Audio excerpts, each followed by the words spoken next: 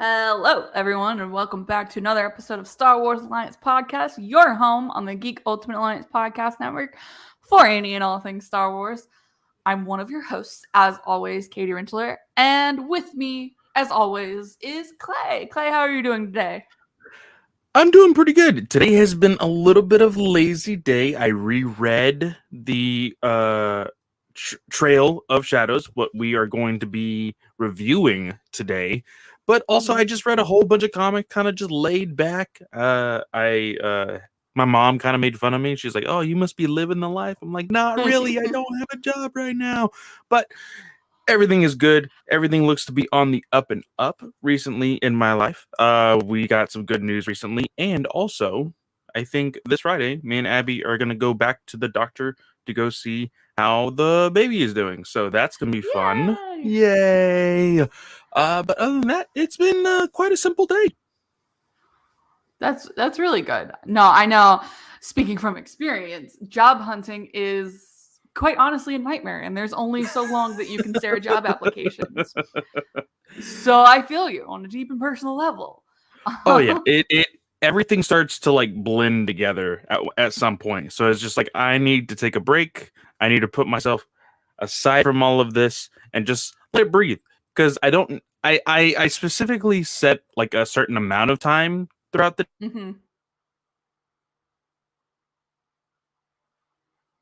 Did we lose you? but like that's not gonna give people like to answer me quicker if I just apply. So I give myself a certain amount of time, I apply, and then I just go about my day. I run errands, I do chores, I get as much around the house as I can get done. So, today was a good day. Awesome. So, y'all, we do have a couple pieces of news to get into today. However, before we do that, we have to hit the podcast paperwork side of things. Like I said at the beginning, Star Wars Alliance is a part of the Geek Ultimate Alliance podcast network. We have 8 shows, 7 days a week. Once a month on Sundays, you've got World's Finest True Believers with Chris. On Mondays, one week, you're going to have Slice of Film with me, Mark, and or Sarah. And then the opposite week, you're going to have Ranger Alliance with Clay, Joe, and Jake. Yes.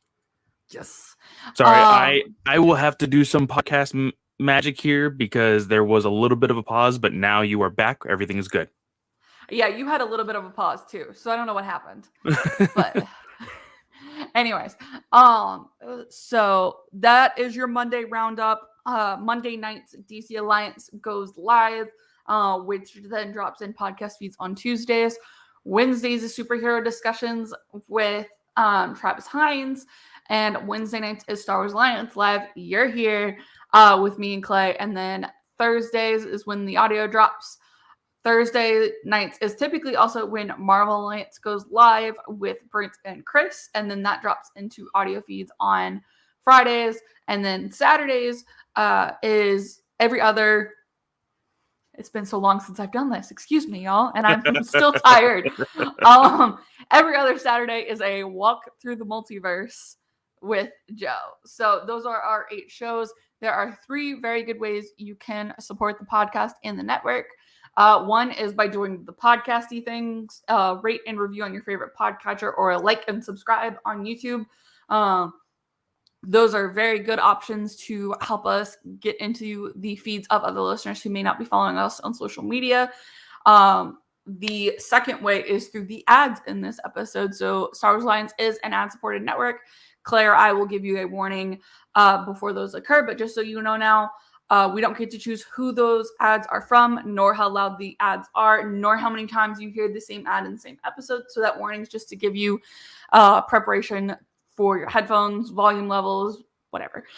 If you are not interested in ads, another good way, the third and final way to support us is on Patreon, where we have 2 tiers. The $1 tier helps keep the Kyber crystals charged around here, and the $5 tier gets y'all ad-free episodes, exclusive episodes, and any early episodes that may drop. Clay and the Ranger Alliance guys just dropped a Patreon for the Power Rangers costumes. And then I believe at the end of this week, Matt and I will be discussing the High Republic, Marvel 10 through 15, as well as doing a deep dive on Trail of Shadows. So Clay and I are going to hit some of the high levels, just some details on what we liked, kind of go briefly through what happens in the story. But Matt and I will do a deeper dive and kind of walk through issue by issue what's going on, and some key factors, as well as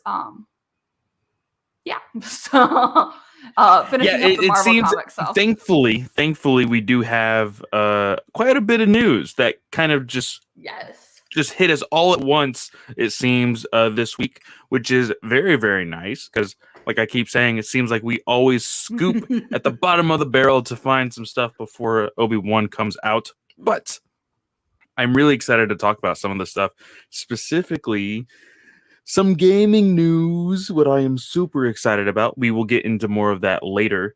But Katie, where do you want to start? Where do you want to go? How do you want to do this? Well, you talked about the gaming news. So let's talk about the gaming news.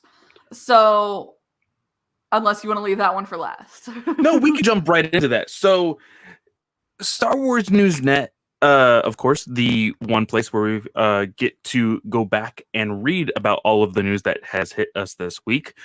They have the headline rumor: Amy Hennig and Skydance's Star Wars game is the spiritual successor to EA's canceled Project Ragtag.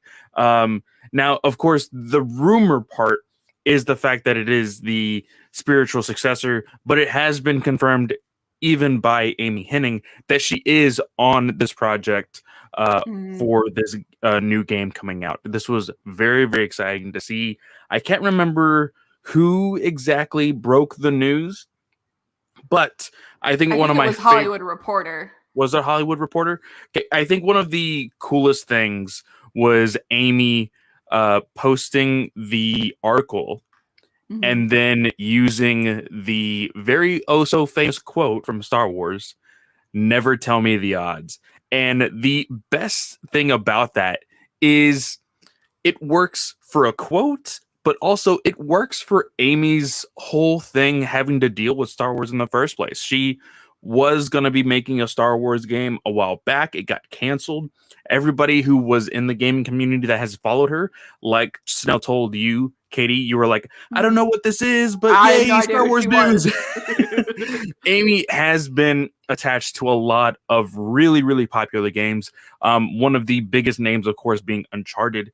And so having her come back to make possibly that exact same game or possibly something even better and bigger is really, really exciting. So her giving a second chance and having her use that quote, "Never tell me the odds," was really, really cheeky, really, really fun.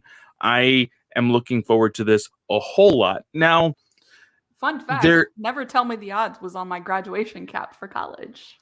That is awesome. That is awesome. There's actually a tweet here that Amy says, "Excited to share the Star Wars news today. Here's even better news. We're hiring.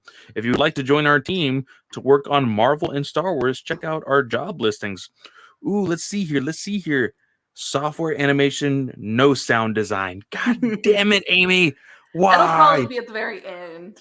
I know. I will most definitely be looking at Skydance for sure now.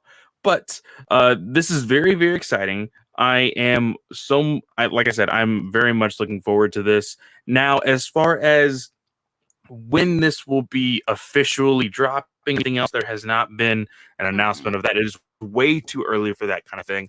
But I'm hoping that there will be some sort of update near the end of the year to kind of give us, okay, we could possibly start thinking about this game again in a year and a half, 6 months, something like that. That's what I'm hoping for. But I did not know this. I did not know this at all. You know, I was just clicking through these links that you always put in our chat before the show starts. And we're getting some more trade paperbacks, a new wave. I can't even, like, I love these. They're so good. Let me pull up my screen. Hang on. So these are the 3 that have been announced. They're supposed to drop August 2nd of this year. So a recent wave did just drop, which was Wedge's Gamble, Dynasty of Evil, and Kenobi, as well as Darth Yes. Plagueis. So those were the latest ones that dropped. But now we're getting the next book in the X-Wing in the Rogue Squadron series, which is the Krytos Trap.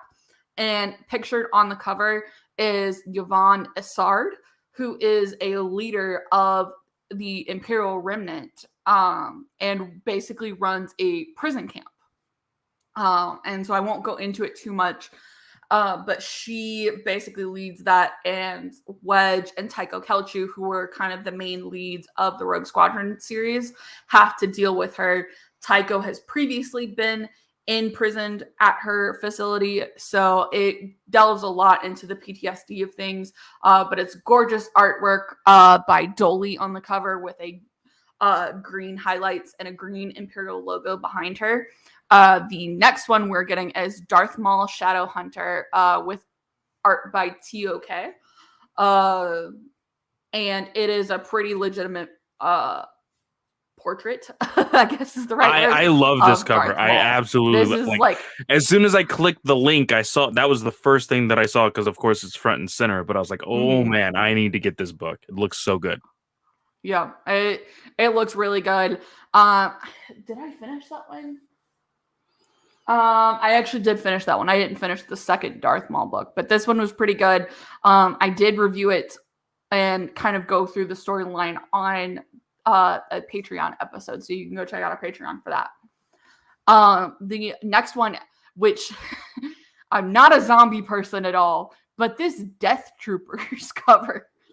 That's what I assumed that it was. Like the aesthetic of it, the yellow glowing eyes, the ways that they're kind of like just put on the cover makes it look like zombies. So that's what I was going to ask. Is that what this is? Yeah.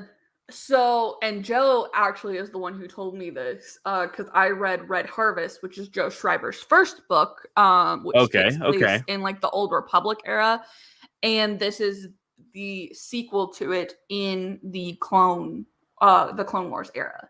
So that's it'll be interesting to see how that plays out, because I'm getting to the point actually where I'm about to come across it, I feel like.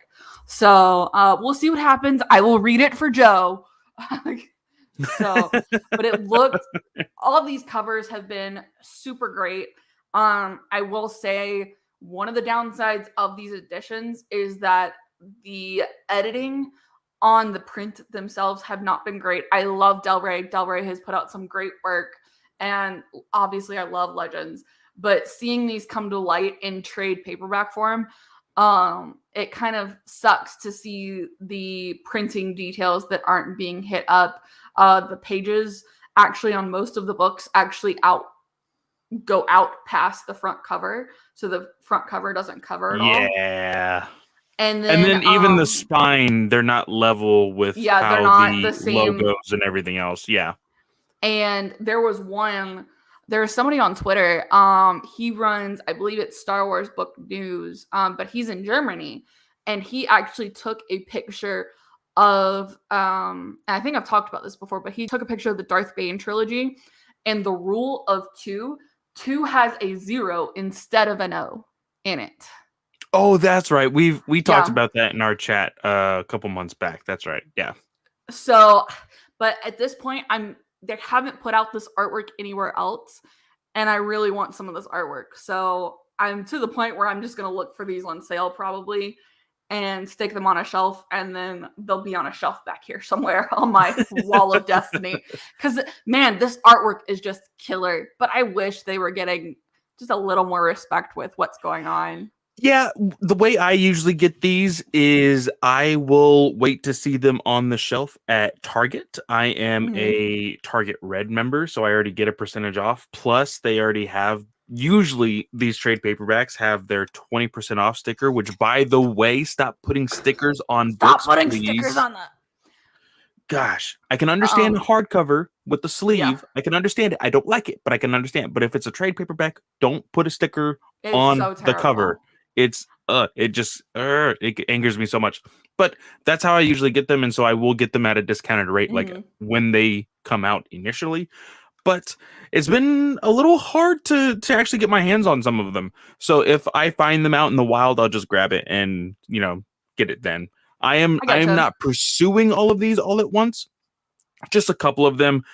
With the last wave, I grabbed Kenobi. That should be coming in pretty soon for me. I had it on a order that had some stuff coming out in May, so the whole shipment will not come out until that one book releases, and so I will get all of it all at once. And then with this, I don't know, Death Troopers kind of sounds interesting, so I might get both the Darth Maul book and the Death Troopers book. I'm honestly surprised they didn't do Red Harvest first to kind of make that a trilogy, or like make that the set. So it's a little weird, but I've heard Death Troopers gets rave reviews from what I've seen on Twitter. This article on Star Wars Newsnet does have the titles for supposedly the titles for the fifth wave, which were leaked online through Edelweiss. The fifth batch will consist of X-Wing, the Back War, which makes sense because we're going through Rogue Squadron books. And then Nathan and Greg and Sarah will be really excited for this. But the other two are the Old Republic Deceived and the Old Republic Revan. So I'm excited for Revan. Over those. Yeah, I'm really excited to see what the cover will be for Revan. Yeah. With like how they've been doing like the pastel work on the covers, I'm really excited to see what they might do for that one for sure. Yeah. All right, so do you want to hit because both of these have to technically deal with Obi-Wan. Which one do you want to hit first? We could talk about the composer, I feel like. Okay. So this, I don't think to anybody's surprise, Loki's composer has been getting a lot of work since Loki. So she is actually gonna be attached to Obi-Wan Kenobi. Now this is of course still set as a rumor. Nothing has been confirmed. Of course, we do have Williamson's new main theme for the show, but she is going to be working throughout the series. So you will be hearing her work. I'm super excited about this as well. I was along with Taylor Fields over there at Geekverse. I was listening to the Loki theme like every single day when Loki came out. So I'm really excited to see what she will do as far as, because I know that the music on the Disney Plus Star Wars shows has been a little controversial. I mean, it's whatever. But on the live action ones, they've been killer. It's the Bad Batch where I was like, and then some people loved it, but it wasn't great. It wasn't great. But I will say that there is usually tropes. There's 100% tropes for Star Wars music in general. So I'm really excited to see how she plays along with that and kind of makes it her own. So I'm really excited for that. Yeah. Some other rumored names was Michael Gianchino. Oh my gosh. Who did Rogue One, but he also recently just got done with the Batman. Giacchino. Giacchino. Sorry. And John Powell, who did Solo. And Powell isn't out of the realm of possibility. Giacchino has been extremely busy because he's got the score for Jurassic World, Lightyear, and Thor: Love and Thunder. So it's he is also, I believe he is also directing Werewolf by Night for Disney Plus also. So he does have a full like slate. So I'm sure he probably has something kind of in his backlog because he's worked with Star Wars before. So I'm sure he has something, but I wouldn't put it on. I wouldn't bet money on him being the main composer throughout the entire series. Yeah. John Powell has a less busier year. He's only got Don't Worry, Darling coming up. But not potentially. And then Ludwig Göransson, who we're also was also rumored. He's probably not going to be on the list because he's done pretty much everything live action for Star Wars so far. And I feel like for a limited series like this is supposed to be, they're going to want to go in a different direction with something a little more thematic, especially since Obi-Wan is like down on his luck in Obi-Wan Kenobi, as much as you can say that. So Natalie appears to be the bet. Jordan from Cinelinx, Jordan Mason, he did reach out to a source at Star Wars who said that they will be announcing shortly. Now, with Star Wars, we never know what that's going to be. So we'll see what happens. We shall see. Now, this next bit of news actually has a lot of people freaking out. I have seen so many TikToks about people just regurgitating this news and then freaking out. And there's a good reason for it. There now is more speculation on what Obi-Wan will actually show us, or possibly even Ahsoka. But it has been news now that Hayden Christensen has come out and said that he binged all of Clone Wars and all of Rebels in preparation to his return in Obi-Wan Kenobi. Katie, how do you feel about this? I loved it. Ewan McGregor said that he went back and rewatched all of the films in preparation, and this kind of pinged off that question where he said, I went back and rewatched all of the films, but I also got into the animated shows, the Clone Wars and Rebels. But Rebels makes sense also because he hasn't been confirmed for Ahsoka, but Rosario Dawson did state that she was excited to unite with Sky Guy on screen. So Rebels absolutely makes sense for going into the Ahsoka show. I want to know how he reacted to Twilight of the Apprentice personally. That's what everybody is asking. Now, I think, honestly, I do think that Rebels does make sense for his appearance even in Obi-Wan, because of just, him already seeing Ahsoka.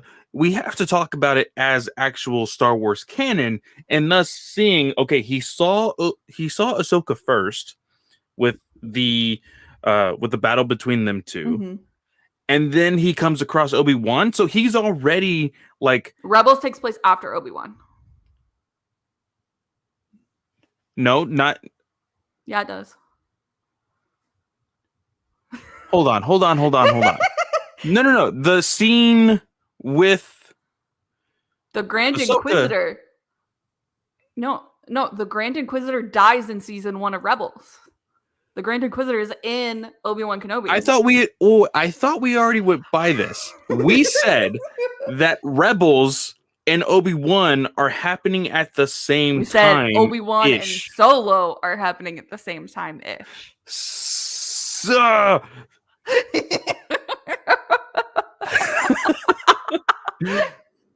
I do this with Matt too. Believe me, I know how this works. Rewind. We see the events technically via our actual visual of watching the show. We see the Rebels. Season 2 of Rebels, and then season 4 of Rebels is the Maul and Obi-Wan fight. Right? Yes. Which would take place after the events of Obi-Wan. Yes. Okay. Which is how that came up in conversation because of the whole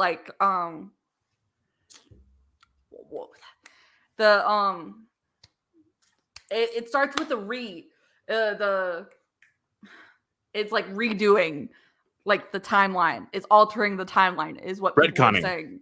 Retconning. Thank you. I was like, y'all, what's that? I'm word doing again? A lot better, but I'm still tired and my back hurts.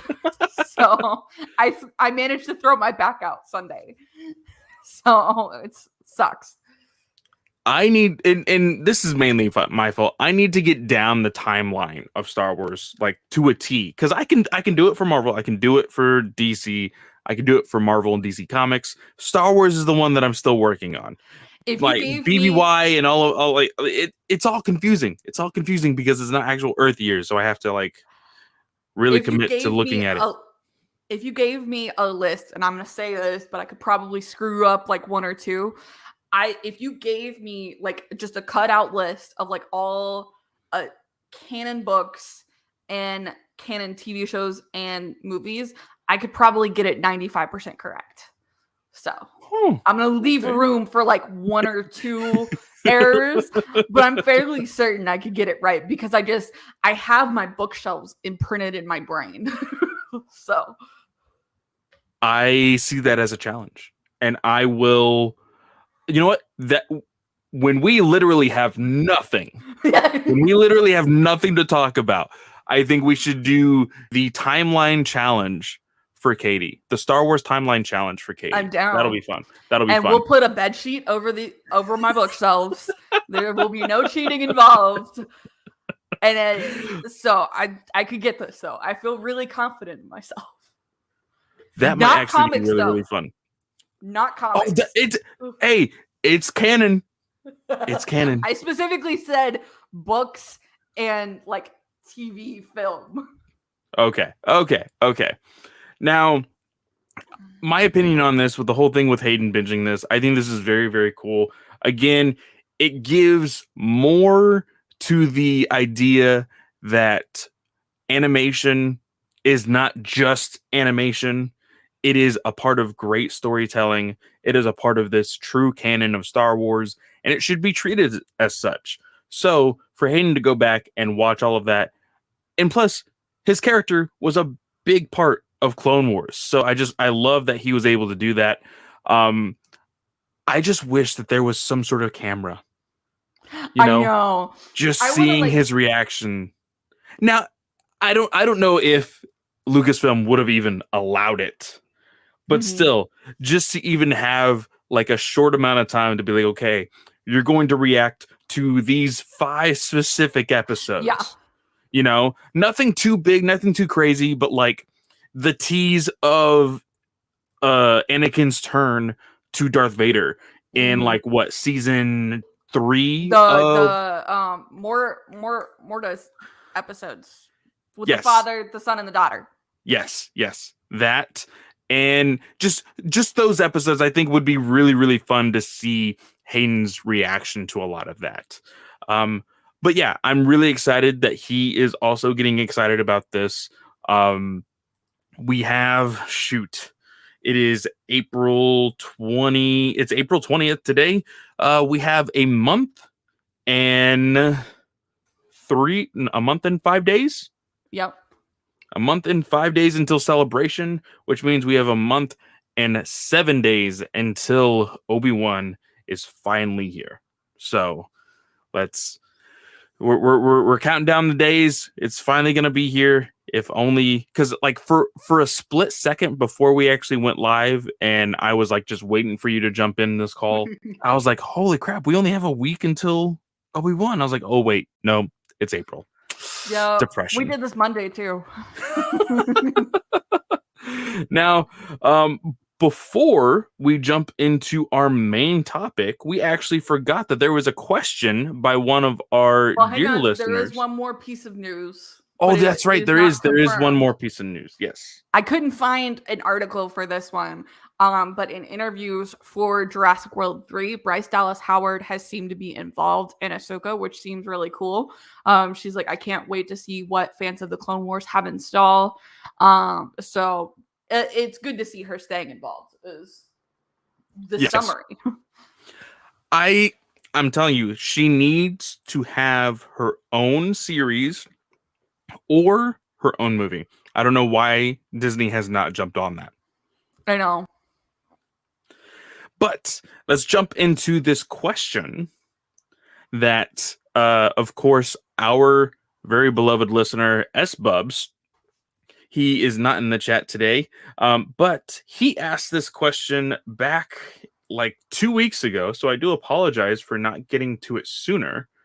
But he wanted to know if there was an actual canon explanation of how long an individual being could be in carbonite. Now, I do not have the info right off the top of my head, and neither did Katie, but of course this is majorly a Katie question because she knows this lore more than both of us combined. So is there a for sure thing? Is just guessing? Like what would be, I mean, I was gonna say realistic, but this is the Star Wars universe we're talking about here. So what do you think? So searching before the episode, because you were the one who reminded me of this. So in canon currently, there is only a couple instances that we've seen actual carbonite freezing on screen. During the Clone Wars, when they were trying to get Anakin Skywalker was trying to get into the Citadel and going past a blockade that was searching for any type of life. And so they froze themselves in carbonite because that got them through that. During the Civil War, the Galactic Empire actually froze a Kyber crystal. And then obviously we know Empire Strikes Back. Surat Nuat had an office desk made with the frozen block of his brother, as well as Din Djarin would carbon freeze several of his bounties aboard the Razor Crest. So, Surat Nuat was a Celestin male gangster, and killed his parents when he lived on Celeste and froze his brother in carbonite. It's not said how long he actually froze in carbonite. He's a part of the Aftermath series. So Aftermath and Aftermath Life Debt is where he's mentioned. So I don't think it was very long because I did read Aftermath. However, there is history in actual legends for carbon freezing being used. Obviously, we have Empire Strikes Back. The Fate of the Jedi actually uses carbonite freezing extensively because several of Luke's Jedi Padawans were going mad, to simplify it. And so to prevent them from hurting themselves as well as other people, they froze them in carbonite. And actually, the leader of the Galactic, I think it was the Galactic Empire at that time. No, it was the Galactic Republic. Natasi Dala actually took them and took the carbonite panels and had them hung up in her office building because she wanted to put the Jedi in their place. And so there's that. But the longest time that I could find was actually one that I actually remembered. I could not remember how long. But it was Sintis Vel, who was a female Kifar from the planet Kifu, who became a bounty hunter at a young age. She met and fell in love with Boba Fett and later married him when she was 18 years old. They lived together for 3 years on Conquer Dawn, where Sintis gave birth to their daughter Island. And Fett eventually Fett was eventually exiled because he killed the man who raped Sintis, and Fett had to divorce because he was exiled. And eventually, when just before Island was about to turn 16 years old, Sintis accepted a bounty hunting job, which ended up with her being frozen in carbonite for close to 40 years until her granddaughter, Mirza Gev, located her on Fida.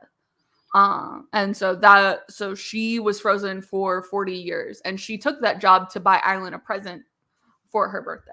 So, okay. So she found her after 40 years. So I would assume because it's carbonite, you do not age physically. Correct. So there you go, S-Bubs.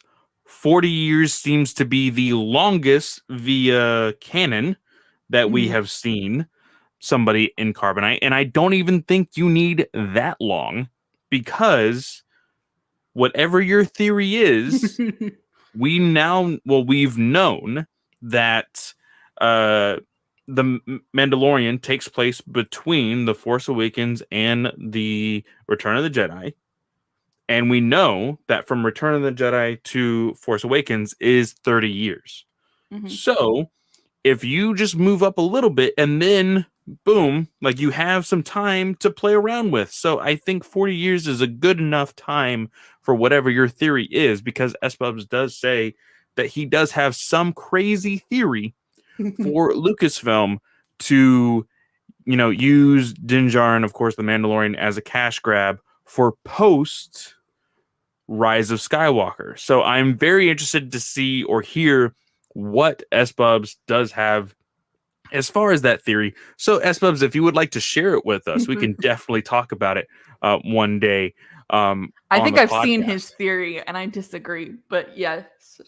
Share it again and we'll talk about it. I definitely want to see it because it probably is like stupid crazy comparatively to like what the actual story of Star Wars is post Rise of Skywalker. But that is really it for the news and the questions and everything else. Well, I was just looking at Twitter. I'm sorry. And just to celebrate a monumentous day for Star Wars fans, 15 years ago, Star Wars The Force Unleashed was released, and it just got a re-release on the Switch, ported over to Nintendo Switch, which I've heard not so good things about the port. But that's a different story. Happy 15 years, The Force Unleashed. I played The Force Unleashed on PlayStation for the first time when I played it, but then I moved to my dad's and I didn't take my PlayStation because I left it with my little brother. But my dad got it for me on the Nintendo Wii. Now, I will say that was some of the funnest gameplay I have ever had, because again, the Wii with the new technology, you're moving your hands around and everything else. I had my first job. I bought the lightsaber connection to the Wii controller where it like lit up blue or lit up red. And then like you could use cheat codes to like change your character. So I didn't have to play as Star Killer. I played as Han Solo. I played as Admiral Akbar. I played as so many like outrageous characters in that game. But that game was so much fun. I never played the second one. I do want to play it. But it was a really, really fun game. That is my was it my introduction to the voice actor there? I think he was on Smallville before that game. Yeah, I think it was on Smallville before it. Yes, I think he was. But that was, I think, his introduction to Star Wars in general. So without and he's stuck around ever since. He did. Of course, he is. It is funny because I don't know if you knew this, but he actually has a Twitch channel. He plays Star Wars games very regularly on that Twitch channel. I think one of the most recent games he played was Squadron.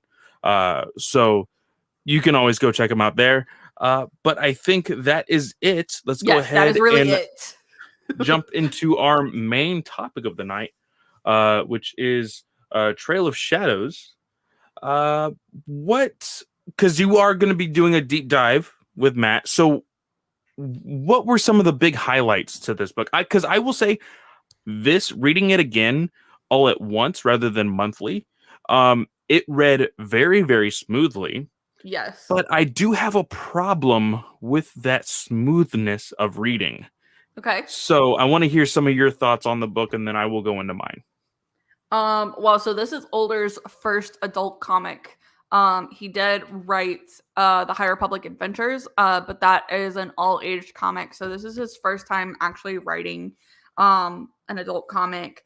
I loved this. This is probably my favorite comic to come out of the High Republic. Kevin Scott's run was very good, but this is probably my favorite. I can't say enough good things about it. I love the characters of the PI. I can't remember her name for the life of me. Let me see if I can find it here.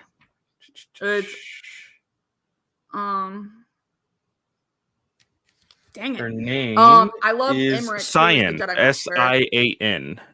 Yeah. Sian. Cyan or Scion or I mean, however you want to pronounce Diane it. and Emmerich were a great pair together. I actually feel like they were developing feelings for each other towards the end.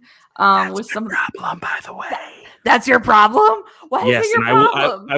I will explain, but keep going, keep going. I love the detail that we get into the nameless. I like the doctor at the very end who's like, I don't give a fuck. We're just gonna like tell you what's going on. And then like just gives all the details about the nameless and the fact that the Jedi Order has been singing this Shri Karai lullaby for probably 20, 50 years now.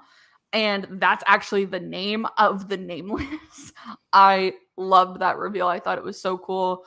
Stellan is probably my only issue with this one. I don't like his portrayal, but I also think it just goes to show how far he goes downhill with like everything that goes on in this 2 years of the After High Republic. after the Rising Storm. Yeah, for sure.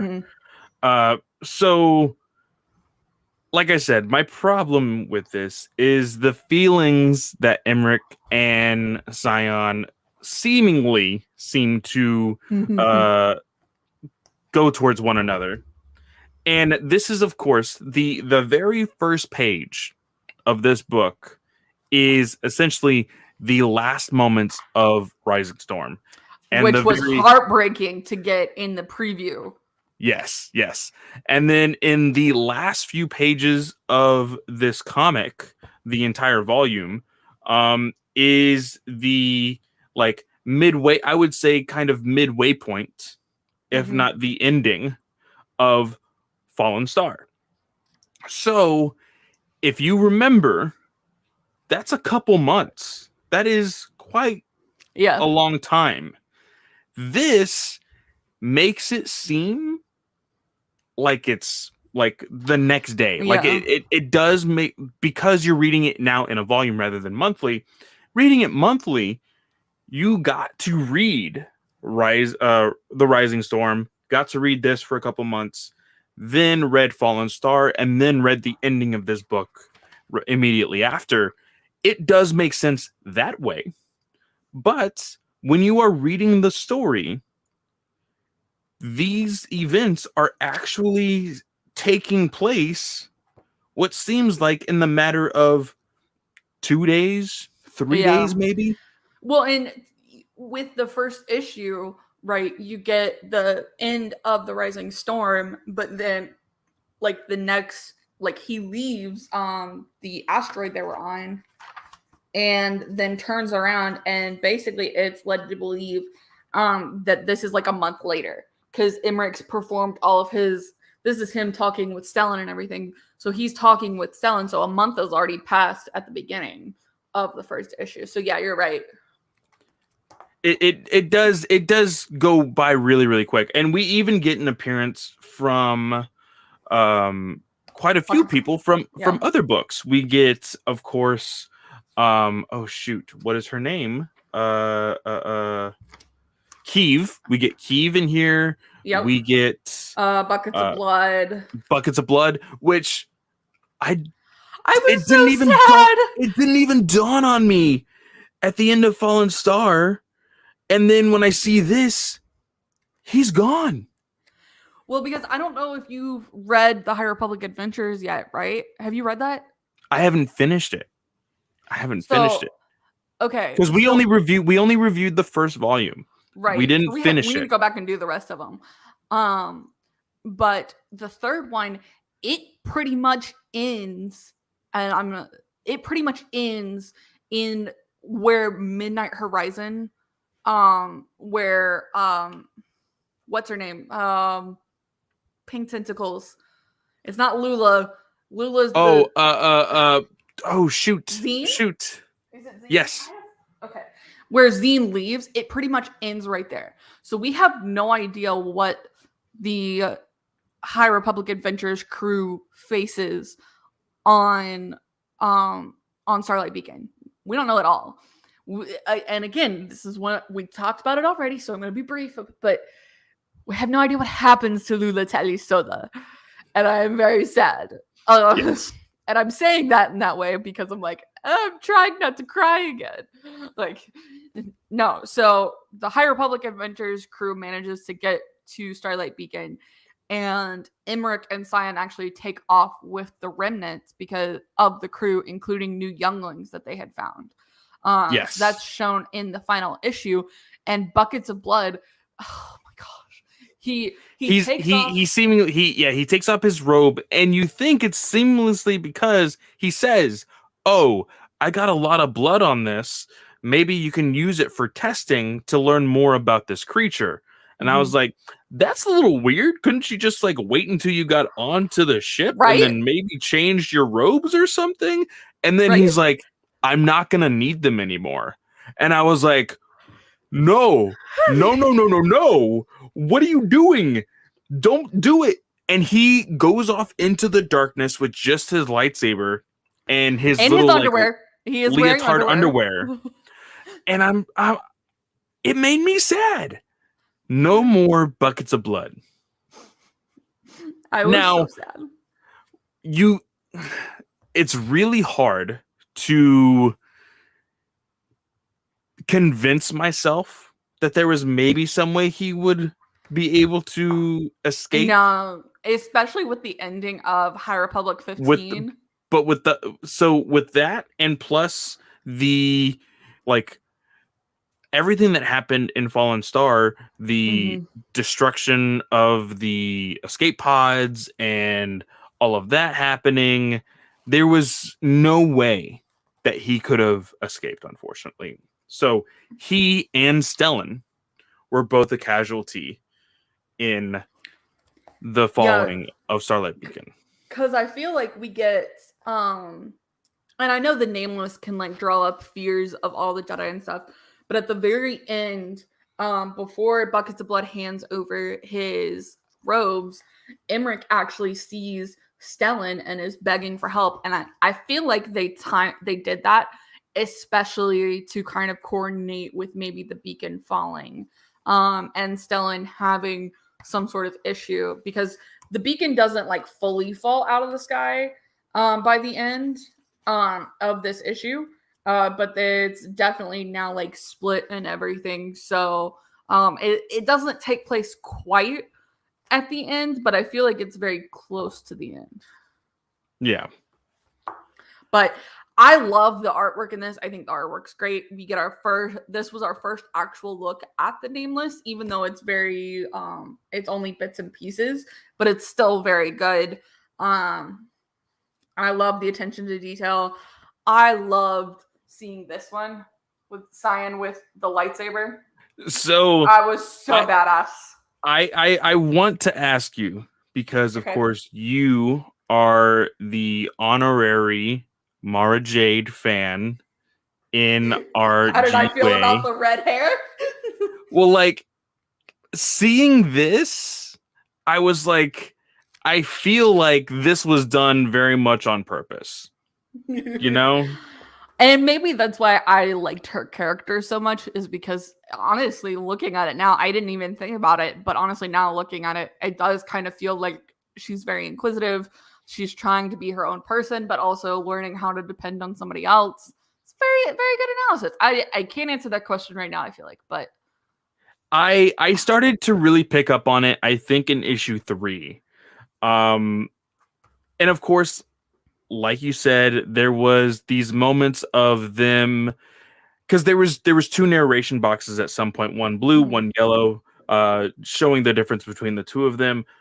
But they were kind of contemplating some sort of feelings, and even Emmerich, we've had this discussion before also in the High Republic specifically, but also telling Cyan, we can have feelings, we can have emotion, it's as long as it doesn't run our lives, and as long as we keep it in control and things like that.